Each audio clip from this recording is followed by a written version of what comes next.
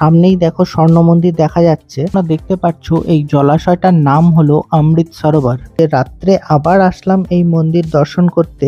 তো এই দেখো প্যারেড শেষ হয়ে যাওয়ার পর ইন্ডিয়া আর পাকিস্তানের গেট বন্ধ করে দেওয়া হচ্ছে।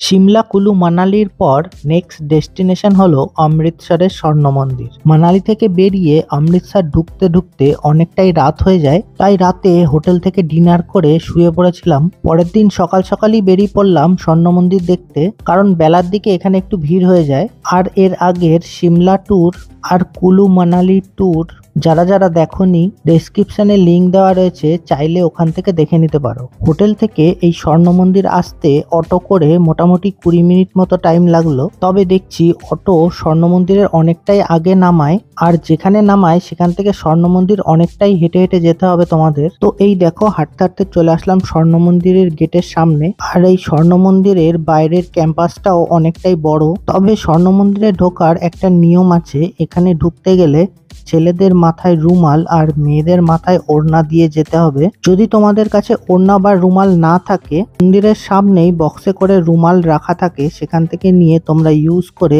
আবার ফেরার সময় ওখানে রেখে দিতে পারবে। এর জন্য কোনো চার্জ লাগে না। তো মন্দিরের ক্যাম্পাসের এক সাইডে জুতো খুলে ঢুকছি মন্দিরের গেট দিয়ে, আর সামনেই দেখো স্বর্ণ মন্দির দেখা যাচ্ছে। তো দেখতেই পাচ্ছ মন্দিরের ভেতরের এরিয়াটা অনেকটাই বড়, আর একটা বিরাট জলাশয় রয়েছে। আর এই জলাশয়ের ঠিক মাঝখানেই রয়েছে স্বর্ণ মন্দির, যাকে গোল্ডেন টেম্পলও বলা হয়। আর এই মন্দিরের চারপাশে তোমরা পুরো রাউন্ড করে ঘুরতে পারবে। এই যে জলাশয়টা তোমরা দেখতে পাচ্ছ, এখানে অনেকে এসে স্নানও করে। আর এই যে জলাশয়টা তোমরা দেখতে পাচ্ছ, এই জলাশয়টার নাম হলো অমৃত সরোবর। এই অমৃত সরোবর থেকেই এই জায়গার নাম হয় অমৃতসর। এই স্বর্ণ মন্দিরের উপরের অংশটা পুরোপুরি সোনা দিয়ে ঢাকা, আর এই মন্দিরটাকে সোনা দিয়ে ঢাকতে আনুমানিক 750 কিলোর মতন সোনা ইউজ করা হয়েছিল, তাই এর নাম হয় স্বর্ণ মন্দির বা গোল্ডেন টেম্পল। এই মেন মন্দিরের ভেতরে ঢোকার জন্য অনেকক্ষণই লাইনে আপনাকে দাঁড়াতে হবে, তাই হাতে একটু সময় নিয়ে আসাটাই ভালো। এখানে এসে যা বুঝলাম, সম্ভবত এই মন্দিরে ঢোকার জন্য কোনো ফাঁকা টাইম বলে কিছু হয় না, সবসময় এখানে মানুষের ভিড় লেগেই থাকে। এখন সকালের টাইম, আর দূর থেকেই তোমরা দেখতে পাচ্ছ কিরকম লাইন পড়েছে এখানে। মন্দিরের প্রাঙ্গণের ভেতরেই এখানে ভোগ ও প্রসাদ বিক্রি করা হয়, আর এখানকার মেন প্রসাদ হলো হালুয়া মানে সুজি। এখানে আসলে তোমরা অবশ্যই এই সুজি প্রসাদটাকে নেওয়ার চেষ্টা করবে, আমার তো দারুণ লেগেছে এটা। ওদিকে মন্দিরের যে লঙ্গার রয়েছে সেটা 24 ঘন্টায় খোলা থাকে। লঙ্গার থেকে যে ভোগ আর প্রসাদ দেওয়া হয় সেটার জন্য কোনো রকম টাকা লাগে না। তো দেখো ওই দিক দিয়ে ঘুরতে ঘুরতে চলে আসলাম মন্দিরের পেছন সাইডটায়। মন্দিরের বাইরে যে আমরা জুতো আর ব্যাগ রেখে এসেছি, সেখান থেকে তো আমাদের একটা করে কুপন দিয়েছে, কিন্তু সেখানেও কোনো টাকা লাগেনি। আর এই দেখো এটা হলো মেন মন্দিরে ঢোকার গেট। এখনো দেখতে পাচ্ছ কিরকম ভিড় রয়েছে এখানে।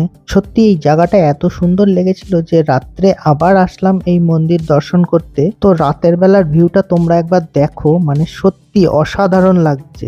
আর এই মন্দিরে থাকতে সময় যে কিভাবে চলে গেল বুঝতেই পারলাম না। তো এখানে বেশ কিছুক্ষণ সময় কাটিয়ে আবার চলে গেলাম হোটেলে। দিনের বেলা যখন স্বর্ণ মন্দিরে গেছিলাম, ওখান থেকে বেরোনোর সময় ঠিক তার পাশেই ছিল জালিয়ানা বাগ, সেটাও দেখে নিয়েছিলাম। আর বিকেলে বেরিয়ে চলে আসলাম ওয়াঘা বর্ডার দেখতে। এই ওয়াঘা বর্ডারে প্রত্যেকদিন বিকেলের টাইমে প্যারেডের জন্য যে ইন্ডিয়া আর পাকিস্তানের গেটটা রয়েছে সেটাকে খুলে দেওয়া হয়, আবার প্যারেড শেষ হয়ে গেলে বন্ধ করে দেওয়া হয়। আর প্রত্যেক দিনই এখানে প্রচুর দর্শকের ভিড় হয় এই প্যারেড দেখার জন্য।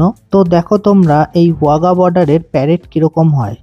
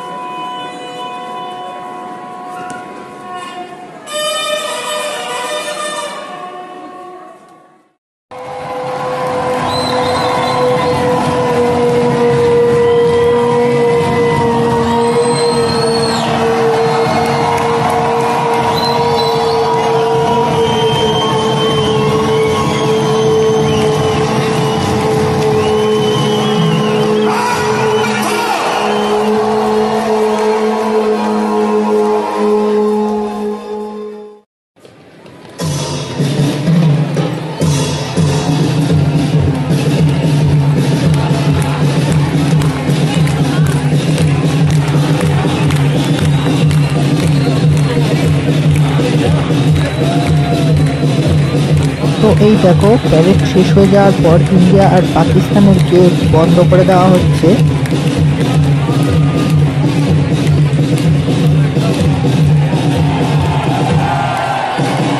তো কেমন লাগলো এই ছোট্ট ভিডিওটা? ভালো লাগলে অবশ্যই লাইক শেয়ার সাবস্ক্রাইব করে সাথে থেকো। আজকের ছোট্ট ভিডিওটা এখানেই শেষ করছি, আবার দেখা হবে পরের ভিডিওতে। টাটা।